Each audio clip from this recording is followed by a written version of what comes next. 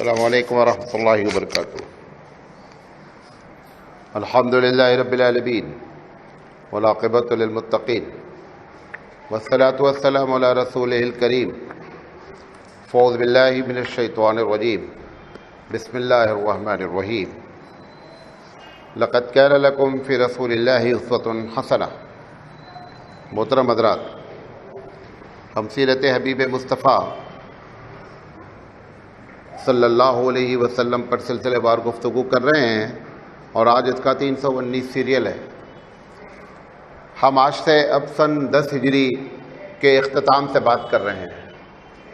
تھوڑا سا آپ کو بتا دیں، کیونکہ درمیان میں ہم تقریباً 50 سیریل جو ہے وہ سن 10 ہجری کے بعد بول چکے ہیں۔ نبی کریم صلی اللہ علیہ وسلم نے سن 10 ہجری میں حج کیا، اور آپ نے اپنی زندگی میں ایک ہی حج کیا۔ آپ جب وہاں سے حج میں واپس آئے تو اندازہ یہ ہے کہ یہ 25 ذی الحجہ تھی۔ گویا اب آپ کی زندگی کے ٹوٹل 75 سے 77 دن بچے۔ ہم وہاں سے لے کر اب یہ 75 سے 77 دن پر بات کریں گے۔ نبی کریم صلی اللہ علیہ وسلم نے اس بات کا اشارہ تقریباً 6 مہینے پہلے سے دینا شروع کر دیا تھا کہ میں اب جانے والا ہوں۔ سب سے پہلے آپ نے رمضان میں بتایا تھا کہ جب رمضان میں جبریل علیہ السلام آئے، اور آنے کے بعد آپ کو پورا مکمل قرآن سنایا اور آپ نے ان سے قرآن سنا، یہ اشارہ تھا کہ محمد صلی اللہ علیہ وسلم آپ کا مشن کمپلیٹ ہو گیا۔ ایک ایک نوٹ کیجئے کہاں سے آپ نے اشارہ کیا۔ نمبر 2، نبی کریم صلی اللہ علیہ وسلم پر 6 مہینہ پہلے یعنی ربیع الاول میں آپ کی وفات ہوئی ہے، اور اندازہ یہ ہے کہ رمضان سن 10 ہجری میں آپ صلی اللہ علیہ وسلم پر یہ صورت نازل ہوئی، اذا جاء نصر اللہ۔ حضرت ابوبکر صدیق رضی اللہ تعالیٰ عنہ سمجھ گئے کہ نبی کا کام مکمل ہو گیا ہے، اور یہ صورت علامت ہے کہ اب اللہ کے رسول زیادہ دن ہمارے درمیان میں نہیں رہیں گے۔ تیسرا، اللہ کے رسول صلی اللہ علیہ وسلم نے حجۃ الوداع کے موقع پر جب آپ نے عرفات میں لوگوں کو خطاب کیا تو بڑے واضح انداز میں یہ بات کہہ دی کہ لوگوں، شاید اب میں اگلے سال آپ سے ملاقات نہیں کروں گا۔ کتنا ہو گیا؟ گنتے جائیں۔ چوتھا، جب حضرت معاذ بن جبل رضی اللہ تعالی عنہ کو گورنر بنا کر کے بھیجا، اور جب آپ ان کو سرحد تک پہنچانے گئے معاذ رضی اللہ تعالیٰ عنہ کو، تو معاذ رضی اللہ تعالیٰ عنہ سے سوالات کیے آپ نے کہ معاذ، ایک نئی جگہ آپ جا رہے ہیں، اگر مسائل پیش آئیں گے تو آپ کیسے اس کا فیصلہ کریں گے؟ آپ نے فرمایا کہ ہم قرآن کی روشنی میں فیصلہ کریں گے۔ اللہ کے رسول نے فرمایا اگر قرآن میں مسئلہ نہیں ملے گا تو آپ نے فرمایا کہ میں سنت رسول تلاش کروں گا۔ پھر آپ نے فرمایا اگر سنت رسول نہیں ملے گا تو کیا کریں گے؟ تو آپ نے فرمایا کہ ہم اس سے مشابہ کوئی مسئلہ ہوگا اس پر فیصلہ کریں گے۔ آپ صلی اللہ علیہ وسلم نے فرمایا اگر مشابہ بھی نہیں ہوگا تو کیا کریں گے؟ تو انہوں نے کہا میں پھر اللہ سے دعا کر کے جو ہے نا وہ اجتہاد کروں گا، اپنی عقل دوڑاؤں گا۔ نبی کریم صلی اللہ علیہ وسلم بہت خوش ہوئے، اور آپ نے فرمایا کہ معاذ، تم نے جو بات کہی نا، اللہ نے اللہ کے رسول کو صحیح بات کہلائی، اور آپ بہت خوش ہوئے۔ پھر آپ نے جب ایک دم آخری وقت میں معاذ سے کہا کہ معاذ، اب جب تم آؤ گے نا تو شاید تم سے میری ملاقات نہ ہو اور تم میری قبر کے پاس سے گزرو۔ معاذ رضی اللہ تعالیٰ عنہ رونے لگے۔ یہ گویا کہ چوتھا یا پانچواں، کون سا بتایا پوائنٹ؟ اشارہ کیا، یہ آپ کیے۔ اس کے بعد جب یہ حجۃ الوداع میں یہ آیت نازل ہوئی کہ الیوم اکملت لکم دینکم واتممت علیکم نعمتی، اللہ نے کہا کہ آج محمد صلی اللہ علیہ وسلم یہ دین کمپلیٹ کر دیا گیا۔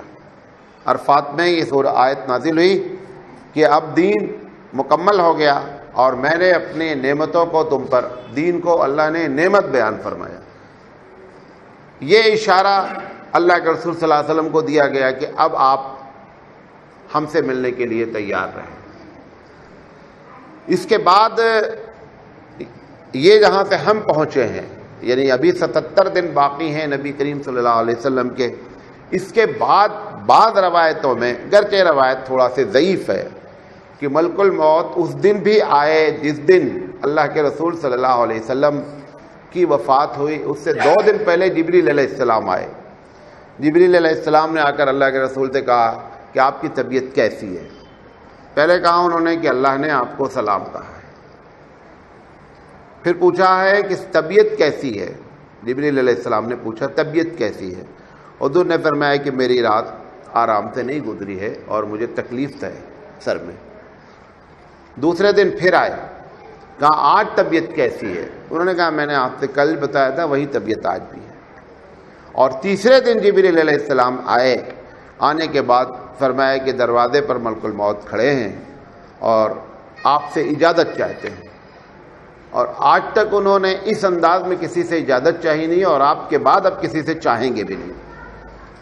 اگر آپ اجازت دیں، اللہ نے ان کو مشروط کر رکھا ہے، کنڈیشن کر رکھا ہے کہ آپ میرے حبیب سے بغیر پوچھے ہوئے اندر نہیں جائیے گا۔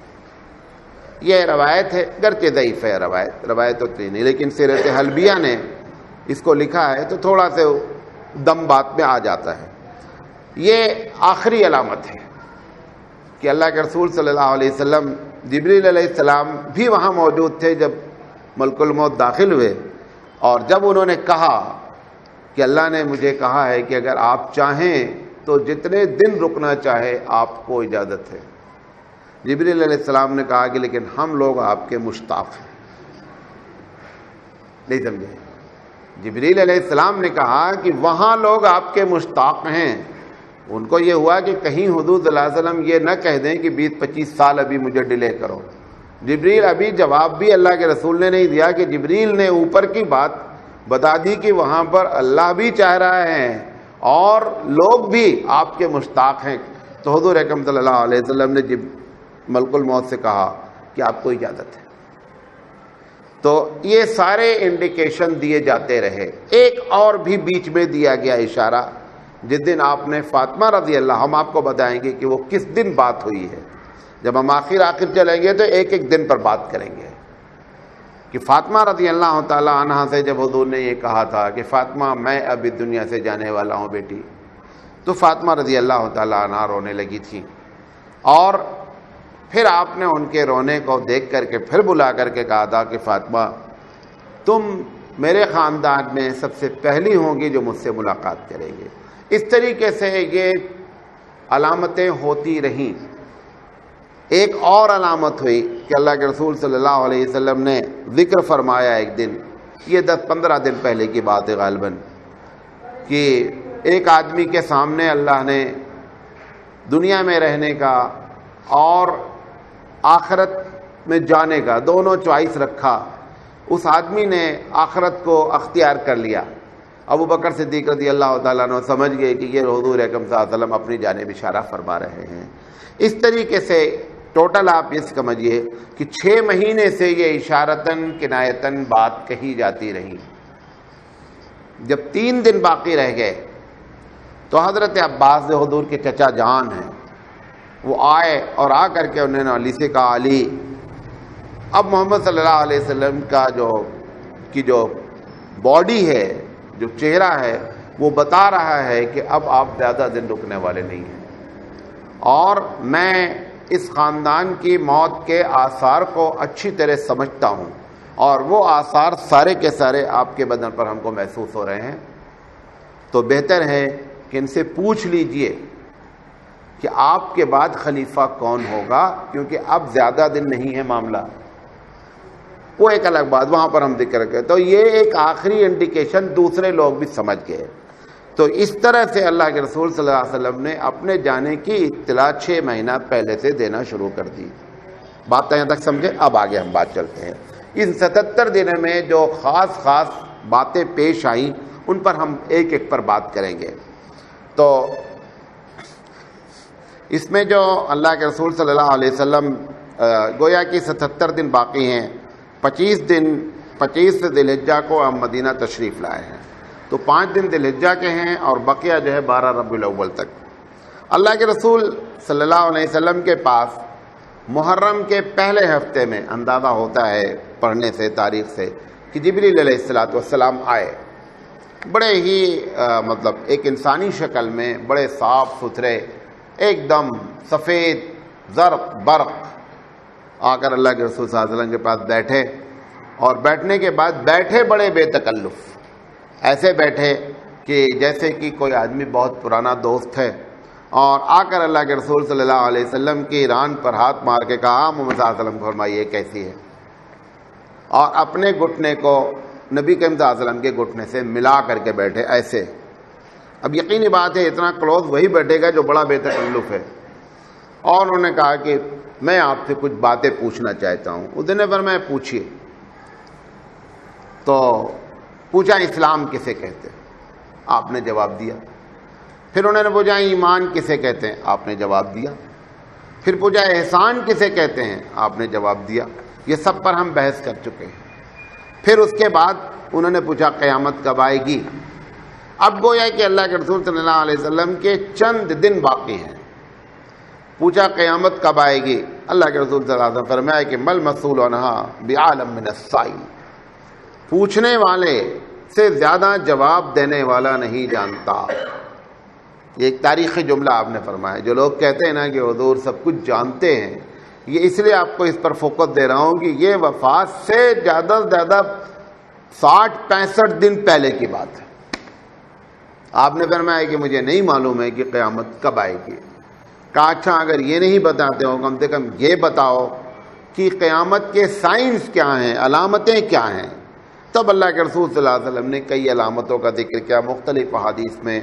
جو صحابہ اس وقت موجود تھے، جنہوں نے یاد کیا، جب بیان کرتے تو الگ الگ وہ بیان کرتے ہیں۔ اس میں سے 2-3 میں آپ کے سامنے بیان کر دیتا ہوں، مقصد میرا کہ وہ سب ساری باتیں ہم ذکر کر چکے ہیں۔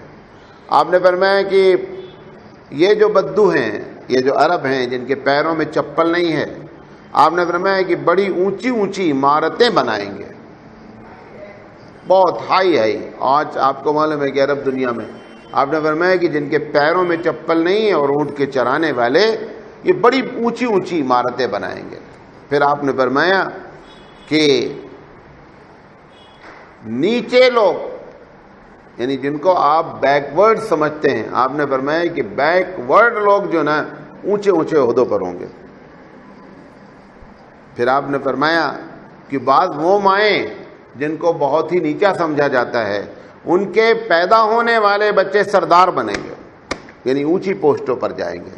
اگر آپ ان کے گھر کی ہسٹری دیکھیں گے تو پتہ چلے گا کہ کھانے کو نہیں ہے، لیکن وہ اونچے اونچے عہدوں پر جائیں گے۔ یہ اللہ کے رسول صلی اللہ علیہ وسلم نے چند علامتیں اور بھی بتائیں۔ بہرحال یہ جبریل علیہ السلام کا جو واقعہ ہے، یہ صحابہ نہیں سمجھ پائے جبریل ہے، کیونکہ جب حضور سے سوال کرتے نا تو کہتے ہیں ہاں آپ نے صحیح کہا۔ تو حضرت عمر رضی اللہ تعالیٰ نے کہتے ہیں کہ یہ کیسا پوچھنے والا ہے، خود سوال کرتا ہے اور پھر کہتا ہے کہ آپ نے صحیح کہا۔ اگر اسے پہلے سے معلوم ہے تو پوچھا کیوں؟ پہلے ایک آدمی آپ سوال کریں اور آپ بولے ہاں بھائی ویری گڈ، بہت اچھا آپ نے جواب دیا، جس کا مطلب کہ بندہ آپ کا ٹیسٹ لے رہا ہے، وہ جان رہا ہے۔ تو بار بار وہ یہ کہتے، جب وہ سوال کہتے اللہ کے رسول جواب دیتے تو وہ کہتے کہ ہاں بھائی آپ نے سچ کہا۔ تو حضرت عمر رضی اللہ تعالیٰ نے کہتے ہیں کہ میں سوچا عجیب آدمی ہے یہ، اور علاقے کا رہنے والا بھی نہیں ہے، ہم لوگ اس کو پہچان بھی نہیں رہے ہیں، اور باہر سے اگر آیا ہوا ہے کہیں دوسرے ملک سے، تو عرب میں جب کوئی آتا ہے تو بال پرگندہ ہوتے ہیں، سفر کی علامتیں ہوتی ہیں، تھکان ہوتی ہے، ایک دم فریش ایسا لگ رہا ابھی اتر کر چلا آیا ہے، میری سمجھ میں نہیں آیا۔ بہرحال جب وہ چلے گئے تو اللہ کے رسول صلی اللہ علیہ وسلم نے فرمایا کہ معلوم کون آیا ہوا تھا؟ میں نے کہا جبریل آئے تھے، اور یہ بتانے آئے تھے آپ کو کہ ایسے سوالات کیے جاتے ہیں۔ اور آپ کو پورے نچوڑ انہوں نے، جب آپ نے اسلام پر سوال کر لیا تو 5 چیزوں کا جواب آپ نے دیا اسلام کے بارے میں، کہ ایمان باللہ، روزہ، نماز، حج، زکوٰۃ، تو ارکان اسلام۔ جب انہوں نے پوچھ لیا اسلام کیا ہے تو ارکان ایمان آپ نے 6 بیان فرما دیا، تو پورا اسلام کیا ہو گیا؟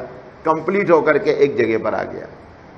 پھر آپ نے جب پوچھا احسان کیا ہے یہ اردو والا احسان نہیں ہے، یہ عربی کا احسان ہے۔ احسان پوچھا انہوں نے کہا اعبد اللہ کأنک تراہ فإن لم تکن تراہ کأنہ یراک۔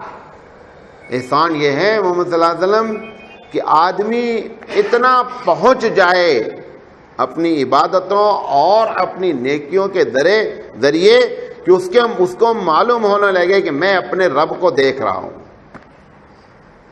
آپ نے فرمایا کہ اگر یہ کیفیت نہیں ہو رہی ہے تو آپ نے فرمایا یہ کیفیت ہونی لگے کہ ہم کو اوپر والا دیکھ رہا ہے، ہم کو ہمارا مالک دیکھ رہا ہے ہر چیز میں۔ عبادت وہاں پہ گرچہ لفظ عبادت ہے کہ اعبد اللہ، اللہ کی عبادت کرو، ایسا گویا کہ اس کو دیکھ رہے ہو، اور اگر یہ نہیں ہے تو کم سے کم وہ تم کو دیکھ رہا ہے۔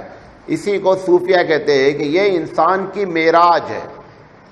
اگر یہ چیز کسی کو حاصل ہو جاتی ہے کہ ہر وقت اس کو یہ خوف ہو، ہر وقت اس کو یہ ذہن میں رہے کہ میں جو کچھ کر رہا ہوں، جو بول رہا ہوں، جو دیکھ رہا ہوں، تین چیز اسپیشلی، جو بول رہا ہوں، جو دیکھ رہا ہوں، جو کر رہا ہوں، میں انڈر راڈار ہوں۔ اگر یہ کیفیت انسان کی 24 گھنٹے پیدا ہو جاتی ہے، اس کا مطلب یہ بندہ اللہ والا ہو گیا۔ اب اگر یہ اور اونچی ہوگی تو اس کو یہ محسوس ہونے لگے گا کہ میں خود اللہ کو دیکھ رہا ہوں۔ اسی لیے حضور اکرم صلی اللہ علیہ وسلم نے فرمایا، صحیح روایت ہے سیاستہ کی، آپ نے فرمایا کہ ایک وقت ایسا انسان پر آ جاتا ہے کہ مجھ سے اتنا قریب ہو جاتا ہے کہ وہ میری آنکھوں سے دیکھنے لگتا ہے۔ اب یقینی بات ہے کہ جب اللہ کی آنکھ سے دیکھنے کی بات ہے تو وہ ان لمیٹڈ ہو جاتا ہے۔ انسان اللہ کے مقابلے میں نہیں، انسان کے مقابلے میں ان لمیٹڈ دیکھنے لگتا ہے۔ وہ وہی کیفیت ہوتی ہے جیسے حضرت عمر رضی اللہ تعالیٰ عنہ نے مدینے سے ایران دیکھا، وہ وہی کیفیت ہے۔ پھر آپ نے فرمایا کہ جب وہ پکڑتا ہے تو میرے ہاتھوں سے پکڑتا ہے، مطلب کیا، اس کو ہم اتنا پاور دے دیتے ہیں کہ وہ عام، جیسے خالد بن ولید ہیں، اللہ کے رسول ہیں، کہ یہ جنگوں میں شامل ہو جاتے تھے تو لوگوں کے حواس اپنے آپ کیا ہوتے تھے، باختہ ہو جاتے تھے۔ تو یہ سارے سوالات جبریل علیہ السلام نے کیے۔ یہ آخری ایام کی بات ہے۔ اس کے بعد اسی کے کچھ دن پہلے ایک جنگ ہوئی تھی۔ یہ دوسرا واقعہ پیش آیا کہ اللہ کے رسول صلی اللہ علیہ وسلم کو اطلاع ملی کہ جو روم کا بادشاہ ہے، روم جسے کہتے ہیں آپ، یہ مدینے پر حملے کی تیاری کر رہا ہے۔ یہ تقریباً مدینے سے 750 کلومیٹر کی دوری پر تھا۔ حکومت تو اس کی الگ تھی لیکن یہاں تک اس کا قبضہ تھا، تو وہ تیاری کر رہا تھا۔ اللہ کے رسول صلی اللہ علیہ وسلم نے صحابہ سے کہا کہ وہ ہم پر اٹیک کرے، ہم آگے بڑھتے ہیں اور ہم چل کر اس کے گاؤں میں جنگ کرتے ہیں، تاکہ اس کو نفسیاتی طور پر معلوم ہو کہ ہم بہت زیادہ طاقتور ہیں۔ بہرحال یہ فیصلہ لیا گیا۔ فیصلہ لینے کے بعد آپ کو معلوم ہے یہی وہ جنگ ہے کہ جس میں کہا گیا کہ وَانْفِرُوا خِفَافًا وَثِقَالًا، کہ تم ہلکے ہو یا بوجھل ہو، سب لوگ نکل جاؤ۔ اور یہی وہ جنگ ہے جس میں ابو بکر صدیق رضی اللہ تعالی عنہ نے اپنی پوری دولت لٹائی ہے۔ یہی وہ جنگ ہے جس میں حضرت عمر نے اپنی آدھی دولت دی۔ یہی وہ جنگ ہے جس میں حضرت عثمان اور عبد الرحمن بن عوف نے بے شمار دولتیں لٹائی۔ اللہ کے رسول صلی اللہ علیہ وسلم نے فرمایا کہ ہر فرد کو نکلنا ہے، جو بھی بالغ ہے اس کو نکلنا ہے۔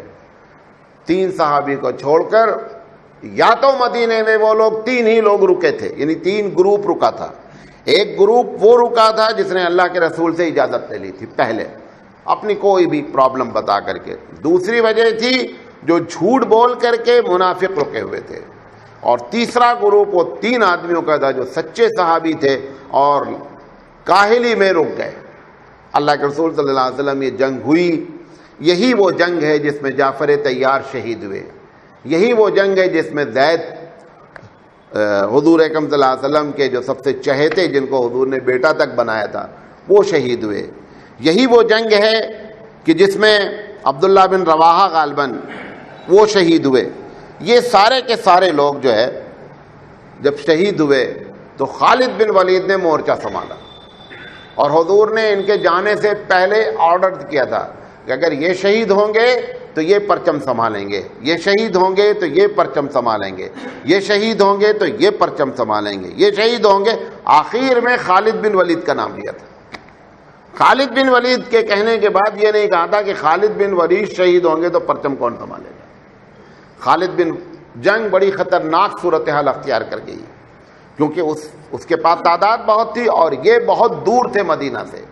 یہاں سے اگر آدمی بھیجا بھی جاتا نا تو پہنچ نہیں سکتا تھا، حالات اتنے ٹپیکل ہو گئے۔ خالد بن ولید کو رب ذوالجلال نے ماسٹر مائنڈ دیا تھا جنگ کا۔ خالد بن ولید رضی اللہ تعالیٰ عنہ کو جب پرچم ملا تو خالد بن ولید اب اس بات میں کہ کسی طرح ہم صحابہ کو بچا کر نکال لے جائیں تو سمجھو جنگ جیت گئے، ورنہ سارے کے سارے مار دیے جائیں گے۔ ایسے حالات میں خالد بن ولید رضی اللہ تعالیٰ عنہ نے پرچم اٹھایا اور ایسی ٹیکنیک استعمال کی نا کہ آپ حیرت۔ چند لوگ تھے، ان کی تقریباً 80 سے 1 لاکھ کی فوج تھی، ان کے پاس تھوڑے سے تھے، ہزاروں میں تھے۔ خالد بن ولید رضی اللہ تعالیٰ عنہ نے رات میں پلاننگ کی کہ دیکھو کل صبح سارے جھنڈے بدل دیے جائیں گے۔ ایک ایک ٹروپ اپنا اپنا جھنڈا لے کے چلتا تھا نا قبیلہ، انہوں نے کہا کل جو کلر استعمال ہوا ہے وہ کلر آج جھنڈے کا نہیں رہے گا۔ اب جب صبح نیا کلر پہنچا نا تو سامنے والے نے سمجھا کہ مدینے سے ان کے پیچھے سے لوگ آ گئے مجاہدین۔ اب وہ نفسیاتی طور پر ڈگمگانے لگے۔ دوسرے دن انہوں نے کہا آج یہ سارا چینج کرو، لوگ وہی، جھنڈا بدلا۔ اس طریقے سے ٹرک سے ان کے اوپر پریشر ڈال کر کے اپنے صحابہ کو نکال لائے، اور یہ بہت بڑا، یعنی وہاں سے نکل آنا ہی بہت بڑا کمال تھا۔ جب وہ نکل کر آ گئے، یقینی بات ہے ان کے بھی سیاڈی لگے تھے، ان کو یہ راز بھی معلوم ہوا ہوگا، تو ان لوگوں نے کہا یار یہ تو جیتی ہوئی بازی ہم لوگ ہار گئے، یہ نفسیاتی طور پر بندے نے ہم لوگوں کو ایک دم پچھاڑ کر کے رکھ دیا۔ تو پھر انہوں نے پلاننگ بنائی۔ جب پلاننگ بنائی، اللہ کے رسول صلی اللہ علیہ وسلم کو پھر اطلاع ملی کہ وہ لوگ بہت زیادہ اپنے آپ کو دل گردے والے سمجھ رہے ہیں، اور اب وہ دوبارہ پھر ہم اللہ کے رسول صلی اللہ علیہ وسلم نے اس وقت حضرت اسامہ، یہ زید کے لڑکے ہیں، اسامہ بن زید کو بلایا، اور بلا کر کے انہوں نے کہا کہ آپ جنگ کی تیاری کریں، اور اگر تم کو یہ معلوم ہو جائے کہ میں اس دنیا سے چلا بھی گیا ہوں تو بھی آپ کو اس جنگ میں جانا ہی جانا ہے، اور آپ کے کمانڈری میں یہ جنگ لڑی جائے گی۔ اس وقت یہ 19 ایئرس کے لڑکے تھے۔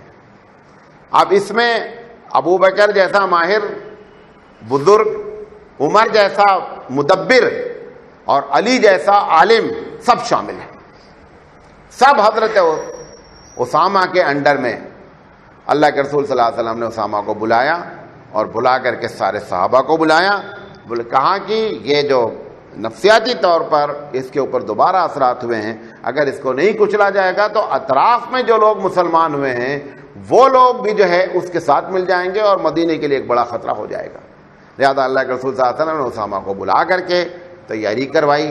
یہ آپ کی وفات سے اندازہ یہ ہے کہ 26 صفر کو یہ ہوا ہے، تو اگر سفر کے 4 دن آپ اور لے لیں، 30 تک مان لیں، تو سفر ربیع الاول 12 دن، تو 12 4 16 یا 17 دن پہلے اللہ کے رسول صلی اللہ علیہ وسلم نے یہ آرڈر دیا، اور دینے کے بعد آپ نے فرمایا کہ اسامہ ہر حال میں جنگ میں جائیں گے۔ جب یہ بنائے گئے تو کچھ لوگ جو نئے نئے مسلمان ہوئے تھے نا، انہوں نے اپنے طور پہ بولنا شروع کیا کہ نہیں مصلحت ایسی نہیں ہے، اور یہ لڑکا ہے، اور عمر اور ابو بکر جیسا آدمی اس کے انڈر میں ڈالا گیا ہے، وہ کمانڈر بنا دیا۔ یہ حضرت عمر رضی اللہ تعالیٰ عنہ نے ان لوگوں کی باتیں سن لی۔ یہ لوگ جو کبار صحابہ تھے، یہ ان کو پورا یقین رہتا تھا کہ ایسے سارے معاملے اللہ کے کہنے کے بعد ہی طے کیے گئے ہیں، لہذا ان کے دل کو اطمینان رہتا تھا کہ حضور نے جو بات کی ہے اسی میں کیا ہے، خیر ہے، لہذا وہ بولنے کا سوال ہی نہیں تھا۔ یہ جو لوگ نئے نئے مسلمان ہوئے تھے، انہوں نے ایسی باتیں کہنا شروع کیا کہ یہ معاملہ ہے، وہ معاملہ ہے، اور ایسا نہیں ہونا چاہیے۔ حضرت عمر رضی اللہ تعالیٰ عنہ نے جب ان لوگوں کی باتیں سنی تو انہوں نے اپنی ذمہ داری سمجھی کہ اللہ کے رسول صلی اللہ علیہ وسلم کو یہ بات بتانی چاہیے، اور جا کر کے انہوں نے اللہ کے رسول صلی اللہ علیہ وسلم سے بتایا کہ ایسی ایسی باتیں اسامہ کے کمانڈری پر لوگ کمنٹ کر رہے ہیں۔ نبی کریم صلی اللہ علیہ وسلم کی طبیعت خراب تھی، آپ آپ کی طبیعت جو خراب ہوئی تھی ٹوٹل پوری بیماری میں وہ دو ہی چیز تھی، بخار شدید تھا اور سر پہ جو ہے وہ سر میں درد تھا، اس کی وجہ سے آپ پٹی باندھے ہوئے تھے۔ جب یہ نبی کریم صلی اللہ علیہ وسلم کو اطلاع حضرت عمر رضی اللہ تعالیٰ عنہ نے دیا تو نبی کریم صلی اللہ علیہ وسلم نے حضرت عمر سے فرمایا کہ عمر آپ ایسا کریں کہ مسجد میں سب کو جمع کریں اور جتنے لوگ ہیں سب کو جمع کریں، اور جمع کرنے کے بعد اللہ کے رسول صلی اللہ علیہ وسلم نے اسامہ رضی اللہ تعالیٰ عنہ کی کمانڈری پر ایک تقریر کی اور انہوں نے کہا کہ دیکھو تم اس کے پہلے جب میں نے زید کو بنایا تھا اور جس میں شہید ہوئے تھے وہ، اس میں بھی تم لوگوں نے اعتراض کیا تھا کہ غلام ہے فلاں ہے، تم کو معلوم ہونا چاہیے کہ میں سب سے زیادہ اسامہ کو پسند کرتا ہوں۔ پسند کرنے کی وجہ کیونکہ اس کام کے تعین میں اللہ نے مجھے حکم دیا ہے کہ اسامہ کی کمانڈری میں یہ جنگ لڑی جائے گی۔ یہ جب بات آپ نے کھل کر کے کی اور بھی باتیں کی، بہرحال حضرت اسامہ رضی اللہ تعالیٰ عنہ کو بلایا اور بلانے کے بعد آپ نے ان کو ایک جھنڈا دیا اور اس میں لکھا کہ اغز بسم اللہ، جنگ کرو اللہ کے نام سے اور اس کے راستے میں فقاتل من کفر باللہ، اور اس کے ساتھ قتال کرو جو اللہ کا انکار کرتا ہے۔ یہ آپ نے لکھوا کر کے اپنے ہاتھ سے اس کو اسامہ رضی اللہ تعالیٰ عنہ کو سنبھال کے ہاتھ میں دیا۔ یہ وہ طریقہ ہوتا تھا کہ اب گویا کہ ملک کا سربراہ نے آپ کو ہینڈ اوور کر دیا معاملے کو، تو حضرت اسامہ رضی اللہ تعالیٰ عنہ کو یہ ہینڈ اوور کیا گیا۔ تو یہ دوسرا بڑا واقعہ اس 77 دن میں پیش آیا۔ اس کے بعد حضرت اسامہ گئے، وہ ایک الگ معاملہ ہے۔ بہرحال نبی کریم صلی اللہ علیہ وسلم نے جو اس کی تیاری کرائی، اسی کیا کہتے ہیں 77 دن کا واقعہ ہے، بلکہ آپ یہ سمجھ لیجئے کہ اب سفر کا آخری مہینہ ہو گیا۔ اللہ کے رسول صلی اللہ علیہ وسلم ایک دن اٹھے اور اٹھنے کے بعد آپ احد گئے۔ احد کا پہاڑ جہاں ہے اس کے دامن میں جو لوگ شہدائے عرب، شہدائے احد جو وہاں پر مدفون ہیں، آپ گئے اور آپ نے ان کے لیے دعائیں کی۔ دعائیں کرنے کے بعد کافی دیر تک وہاں رکے رہے اور پھر جو ہے وہ آپ اپنے گھر آئے۔ یہ واقعہ بھی پیش آیا آپ صلی اللہ علیہ وسلم کو۔ اس کے بعد حضرت نبی کریم صلی اللہ علیہ وسلم کی طبیعت خراب ہونے لگی، تو یہ بات کہہ کر بات کریں گے اور انشاءاللہ پھر اگلی بات ہم بعد میں کریں گے۔ نبی کریم صلی اللہ علیہ وسلم اب گویا کہ ربیع الاول کا مہینہ شروع ہو گیا۔ نبی کریم صلی اللہ علیہ وسلم کو اللہ نے ہی حکم دیا، یقینی بات ہے کہ آپ جس طرح سے احد گئے ایسے ہی جنت البقیع گئے اور جنت البقیع میں جا کر کے لوگوں کے لیے دعائیں کی، ان کے لیے مغفرت کی دعائیں کی۔ مغفرت کی دعا کر کے وہاں سے واپس آ رہے تھے تو حضرت عائشہ صدیقہ رضی اللہ تعالی عنہ کے سر میں شدید درد تھا۔ وہاں سے جب آئے تو حضرت عائشہ، عربوں کی عادت ہے کہ جو چیز میں درد ہوتا نا اس کا نام لیتے ہوا، مطلب اگر پیٹ میں ہوگا تو اس کا نام لے کر کے کہیں گے۔ جیسے آپ کے ہاں ارے اللہ مر گئے ایسے الفاظ ہوتے ہیں نا جب تکلیف ہوتی ہے، ایسے ان کی اپنی ایک اسٹائل ہے۔ تو ان لوگوں کی اسٹائل ہے جیسے سر میں درد ہو رہا تو وہاں راسا، اے میرا سر۔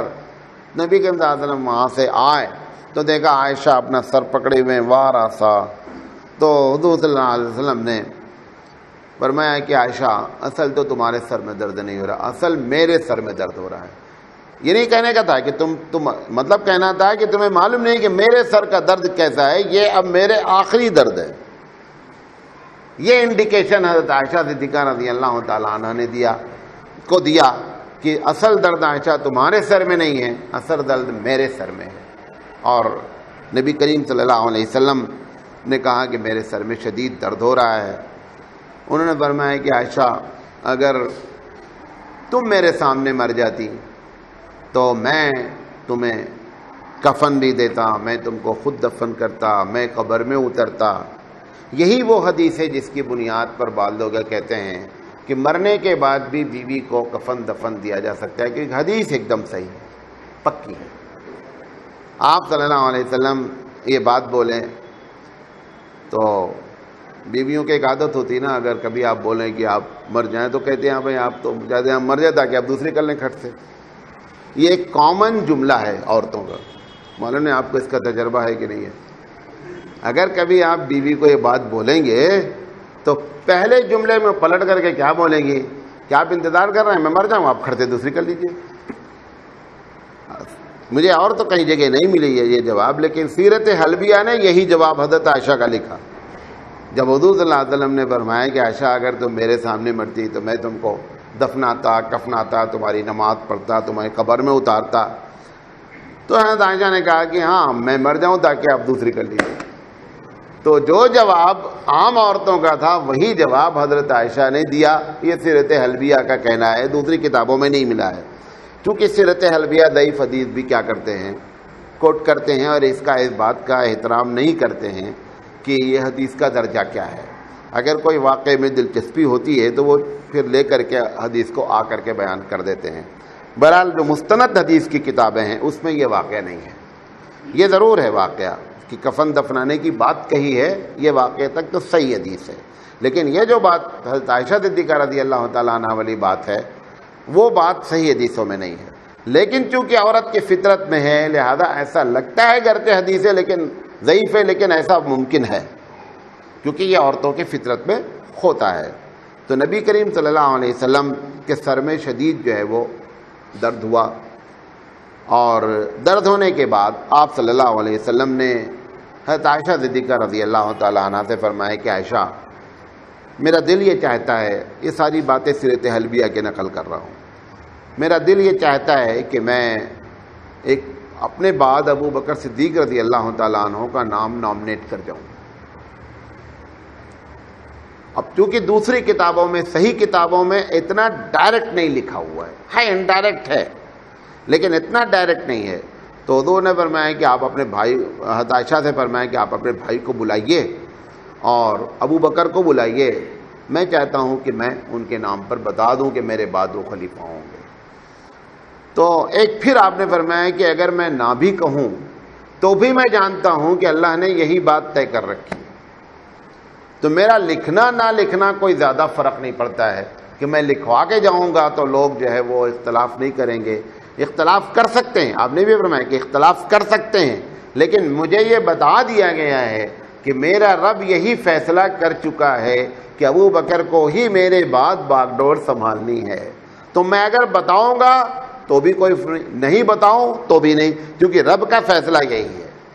تو حضرت عائشہ صدیقہ رضی اللہ تعالیٰ عنہ, ایک دوسری روایت میں ہے کہ جب نماز پڑھانے کی بات آئی کہ طبیعت میری خراب ہے تو تم اپنے ابا کو بلاؤ اور میں ان کو بتاؤں. ابھی آپ نے یہ نہیں فرمایا کہ میں نماز, انہوں نے کہا کہ اپنے ابا کو بلاؤ, تو انہوں نے کہا نہیں آپ میرے ابا کو نہیں بلائیے نا, آپ حضرت عمر کو بلا لیجئے.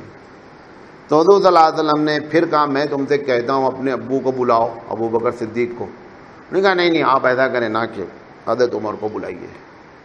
جب انہوں نے تیسری مرتبہ اللہ کے رسول نے کہا کہ میں تم سے کہہ رہا ہوں ابو بکر کو بلاؤ اور تم جو ہے وہ دوسرے کو کہہ رہے ہو, اس وقت حضور نے فرمایا کہ تمہارے دلوں میں ایک بات ہوتی ہے, زبان سے ایک بات کہتی ہے, انتن صواحبکن یوسف. یہ جملہ اس پر پھر مفسرین اور محدثین نے بہت اس حدیث کے ٹکڑے کی تشریح کی کہ کیا مطلب ہے.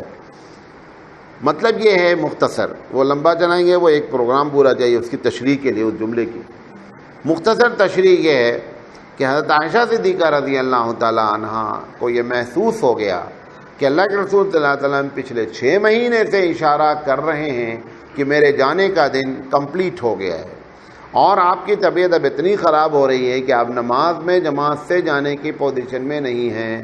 میرے ابا نے نماز پڑھائی اور نبی کے صلی اللہ علیہ وسلم اگر اس دنیا سے چلے جائیں گے تو لوگ بولیں گے ابو بکر بہت منحوس آدمی ہے, یہ نماز پڑھایا اور اللہ کے رسول دنیا سے رخصت ہو گئے, تو میرے ابو پر الزام کیوں آنا. یہ دل میں بات. اب یہ کیسے بولنا, یہ تو اب ان کی فطرت ہے, اپنے باپ کو ہر آدمی چاہ رہا ہے. وہ کہہ رہے ہیں حضرت عمر کو بلاؤ. جب حضور نے کہا تھا کیوں کہتے ہو, کہا نہیں اصل کیا ہے نا کہ میرے باپ بہت رقیق القلب ہیں. رقیق القلب سمجھتے ہیں کہ ذرا سی بات ہوگی نا تو آپ رونے لگتے ہیں, تو وہ رقیق القلب ہیں. اگر آپ کے نماز پڑھائیں گے کہ آپ موجود نہیں ہیں, آپ کی طبیعت اتنی خراب ہے, سوچیں گے تو رونے لگیں گے. تو حضرت عمر کو بلائیے, تو وہ ذرا سے اسٹرانگ قسم کے آدمی ہیں, ان کو جو ہے رونا ہونا نہیں آئے گا. تو یہ زبان سے کہہ رہی، دل میں یہ ہے کہ منحوسیت کا لیبل ہمارے ابا پہ نہیں لگنا چاہیے. تو اللہ کے رسول صلی اللہ علیہ وسلم نے فرمایا کہ دلوں میں ایک بات ہے اور زبان سے ایک بات کہتی ہو. بہرحال اس کے بعد ہی ابو بکر صدیق رضی اللہ تعالیٰ عنہ کو بلایا گیا اور ابو بکر صدیق رضی اللہ تعالیٰ عنہ نے نماز پڑھانی شروع کی. اسی درمیان میں یہ واقعہ پیش آیا. دو واقعے میں سے ایک بیان کروں گا آج، ایک انشاءاللہ کل بیان کروں گا. واقعہ یہ پیش آیا کہ یہی جو حضرت عباس ہیں حضور کے چچا جان، انہوں نے حضرت علی رضی اللہ تعالیٰ عنہ سے کہا کہ بھتیجے یہ جو ہے نا نبی کریم صلی اللہ علیہ وسلم کے بعد پوچھنا چاہیے کہ آپ کے بعد خلیفہ کون بنے گا. اور انہوں نے دو وجہ بیان کی حضرت عباس نے. انہوں نے کہا دیکھو اگر حضور ہمارے بارے میں کہہ دیتے ہیں کہ میرے خاندان میں خلافت چلے گی تو پھر ویری گڈ، اور اگر نہیں کہتے ہیں تو کم سے کم یہ کہہ دیا جائے بھائی جو بھی رہے وہ یہ ہمارے خاندان کا کوئی کوٹا ووٹا فکس ہو کے ہونا چاہیے.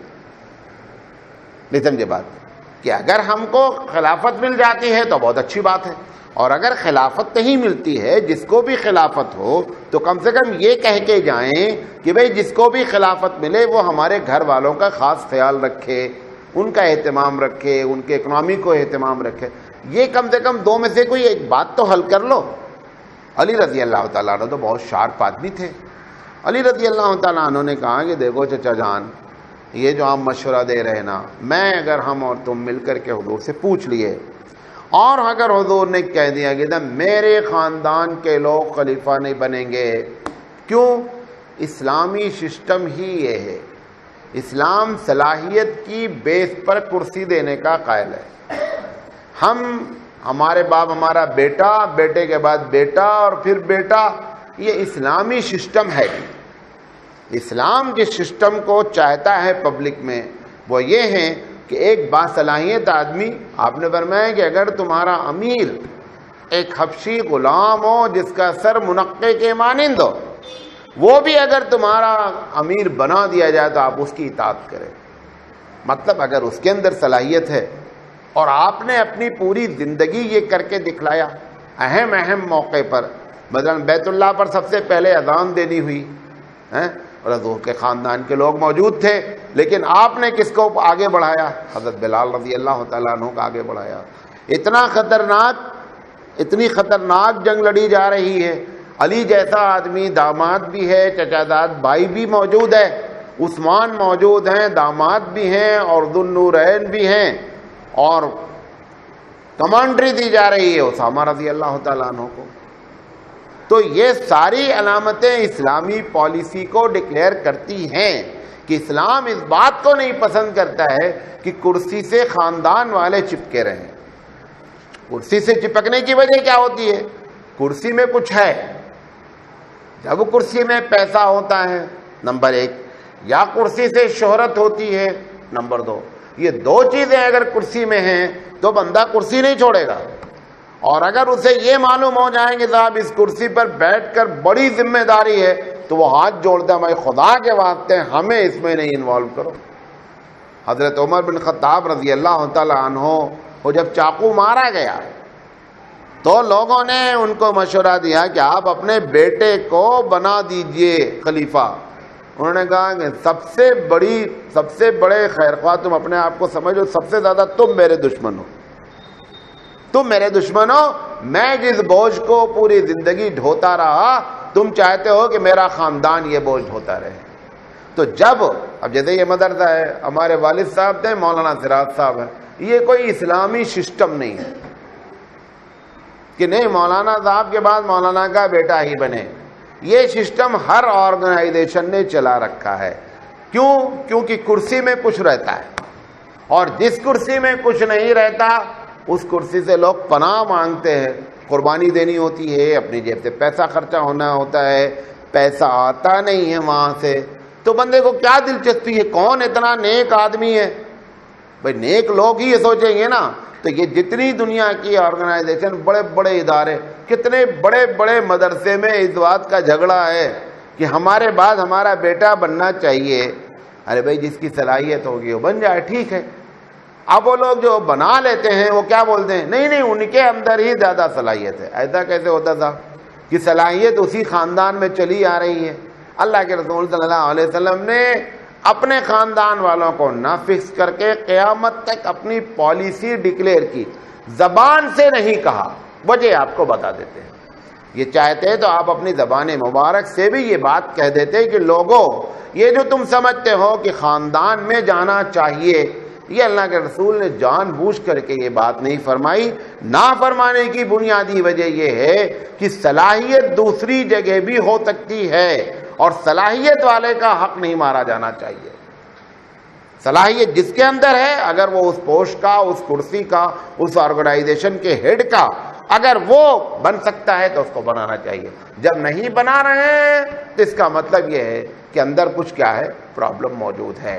تو حضرت علی رضی اللہ تعالیٰ عنہ نے جواب دیا کہ چچا جان، یہ اگر آپ نے کہا اور حضور نے کہہ دیا کہ کبھی ہمارے خاندان، کیونکہ چانسز اس کے زیادہ تھے، اگر پوچھ لیتے تو چانسز زیادہ تھے، کیونکہ ایسے ہی زکوٰۃ کے معاملے میں ہو چکا تھا کہ جب زکوٰۃ کو انٹروڈیوس کرایا گیا تو یہودیوں نے ابھی زکوٰۃ پوری طور پر لوگوں کے سامنے آئی بھی نہیں تھی کہ انہوں نے ایک افواہ شروع کر دی کہ صاحب یہ زکوٰۃ اناج کا سسٹم جو چلایا جا رہا ہے نا، یہ محمد صلی اللہ علیہ وسلم اپنے خاندان کو اسٹرانگ کرنے کے لیے اکنامکلی طور پر، تاکہ ان کا خاندان اسٹرانگ ہو جائے۔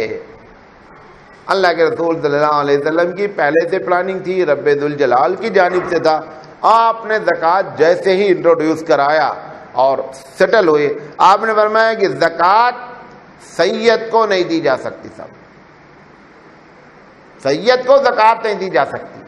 اب وہ جتنا یہودیوں نے پلاننگ کی تھی نبی کے خلاف اس میٹر پر کہ اس میں ہوا بھری جائے گی اور لوگوں کو اکسایا جائے گا، سارا غبارے کی ہوا نکل گئی، سارا معاملہ کیا ہو گیا، ختم ہو گیا۔